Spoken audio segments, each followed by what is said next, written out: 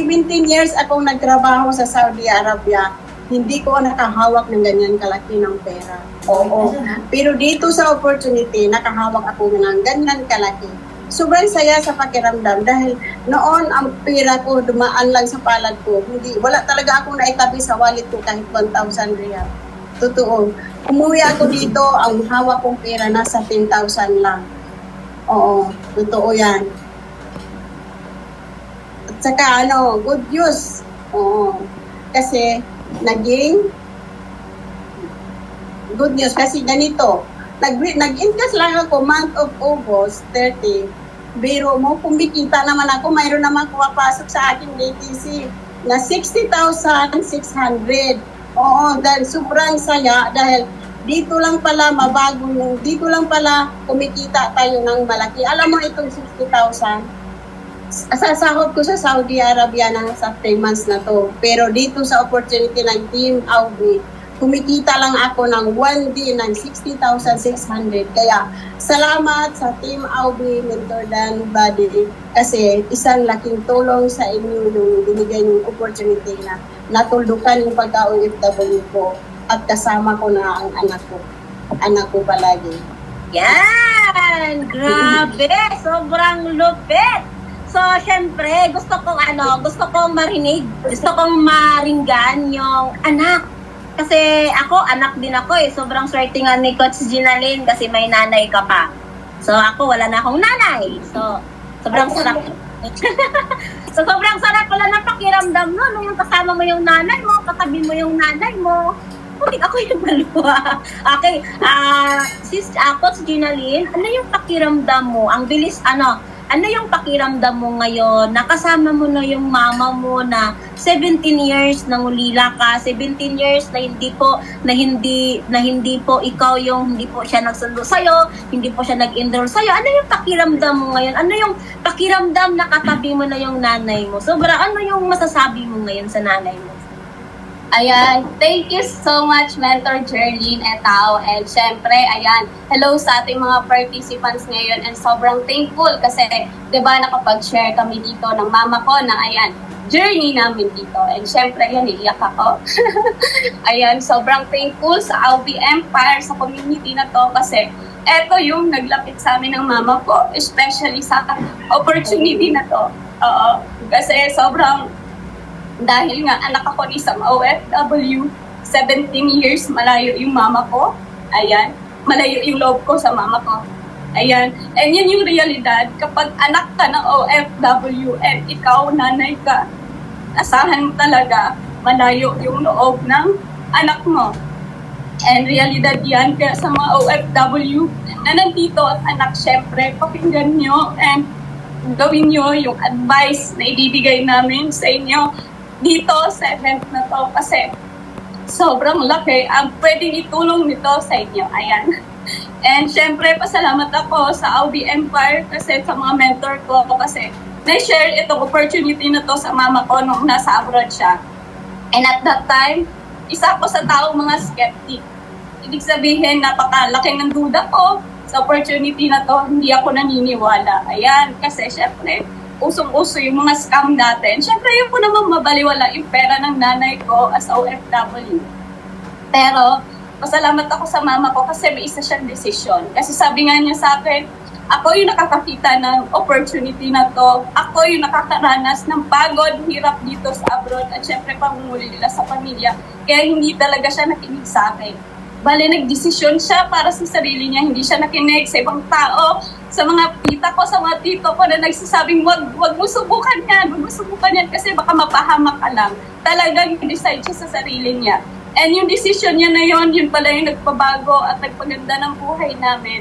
And ngayon, ayan, natuldukan niya yung pagiging OFW. Pinakilala niya ako sa mga mentor dito sa ating community. Ayan, sila Mentor Don, sila Mentor Sarah, Mentor Regine. And doon, tinuruan nila ako paano gawin itong opportunity na to. Tinuruan nila ako, ayan, tinuruan nila ako, natulungan ko yung mama ko habang nasa abroad na kumita para makapag-for good na yung mama ko. And pasalamat ako doon kasi bilang empleyado, ayan, former employee po ako, yung kinikita ko dati nung nag-empleyado ako, sobrang layo na sa resulta ko ngayon. At the same time, yung mama ko, natulungan ko pa ang kumita. Diba? Well, nasa abroad, dahil sa tulong ko, dahil nandito ako, ginagawa ito full-time sa hub, itong opportunity na to. Kaya ayan, sobrang thankful ako. And syempre sa sistema na meron tayo dito sa Audi Empire. Oo, kagaya na lang ng speed lane na ginagawa natin dito. Grabe, sobrang laki ang naitulong nito sa aming mag-ina. Kung bakit kumita yung mama ko, nakapag-cheque ng ganyan kalaki. At the same time, pagkatapos niya pa ilabas yung cheque niya, ayan, kumita pa siya ng under 60,600, diba? Na kung iisipin mo, diba? Kung OFW pa yung mama ko, gabi, 3 buwan niya pa yung kikitain. Ayan, thank you, Mentor Journey. Grabe, nakakaingit kayo. Sana all may nanay. Kasi, sabi ko nga sa sarili ko, kung siguro kung andyan pa yung nanay ko, sa nangyayari sa buhay ko ngayon, ang sarap siguro na siya yung may sama sa travel, di ba? Kaya Ginaline, abang andyan yung nanay mo, galingan nyo kasi ang sarap ng pakiramdam, nakatabi mo yung magulang mo. Kasi ako kaya, emotion ako ngayon kasi naalala ko lang yung nanay. Naalala ko lang yung nanay ko na andyan yung hindi ko sa inyo, pero siyempre, ikaw yung mami din namin sa amin.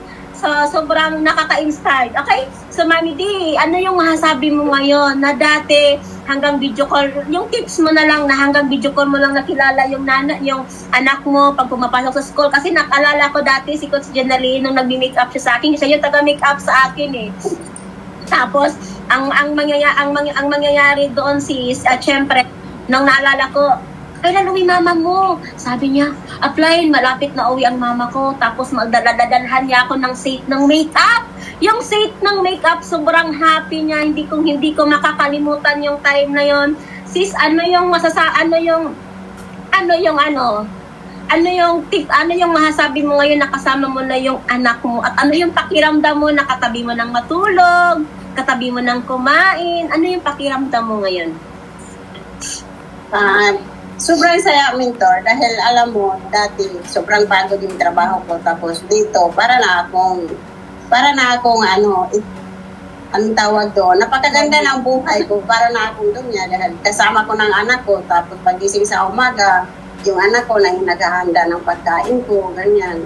Sarap sa pakiramdam na kasama mo na matulog yung anak mo.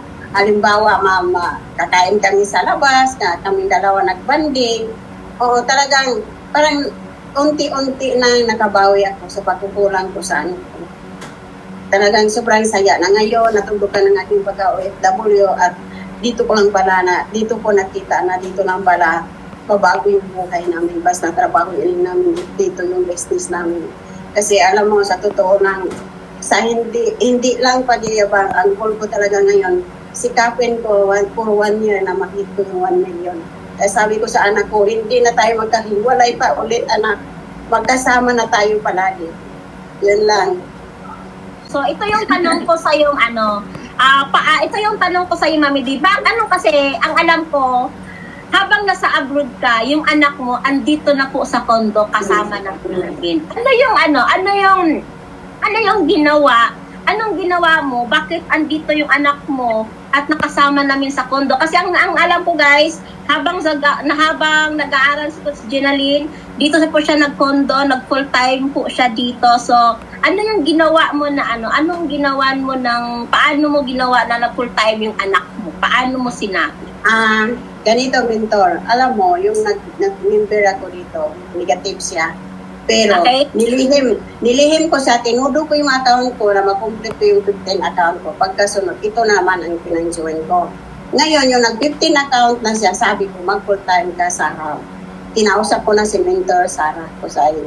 At saka si Mentor Jeline Itaw. Napaka-negative to guys dito dati. Oo. Pero, ginawaan ko talaga, sinipagan ko yung business kong pinagsikapan ko, pinagtangkilan ko. Kasi, gusto ko yung anak ko mag-inspired sa akin kasi sobrang negative. Sabi na, ayoko magtrabaho dyan, bakit cashier naman daw siya sa SM ko. Yung trabaho mo, kulang lang yan sa make-up mo. Sabi ko gano'n. Sabi ko, lipat ka doon at saka doon ka na mag-full time, huwag kang mag-alala, bilihan kita ng make-up na malaki.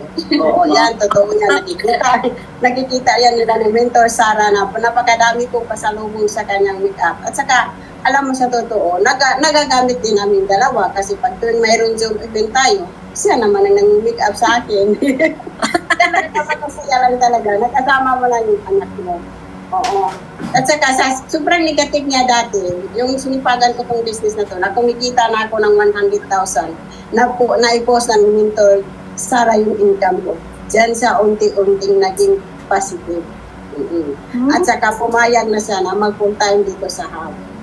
Yun, grabe. So, grabe, negative ka pala dati ko, as ang ko. So, ngayon, sabi Sobrang. Yan po, sa mga nakikita, sa mga nanay dyan. Sa mga nanay dyan. Uy, umalis na pa. Yan, thank you so much sa dalawang mag-ina. So, isipin niyo po guys, kung ikaw ngayon OFW, kung ano yung profession mo ngayon, tulad ni Coach ni Mami D na habang nasa abroad niya, yung anak niya positive, alam niyo ba, sinabak ni Mama D si Gina Lynn sa hub at tinuturuan namin kumita. Isipin niyo po habang nagtatrabaho si Mami D sa abroad. So si Mami D, isipin niyo po guys, habang ginagawa niya part-time yung negosyo sa abroad, yung anak niya full-time niyang ginagawa dito sa condo. Kaya ngayon, ay pwede pala yun na yung anak full-time, yung mag-refer ako ng anak sa mentor ko. Yes!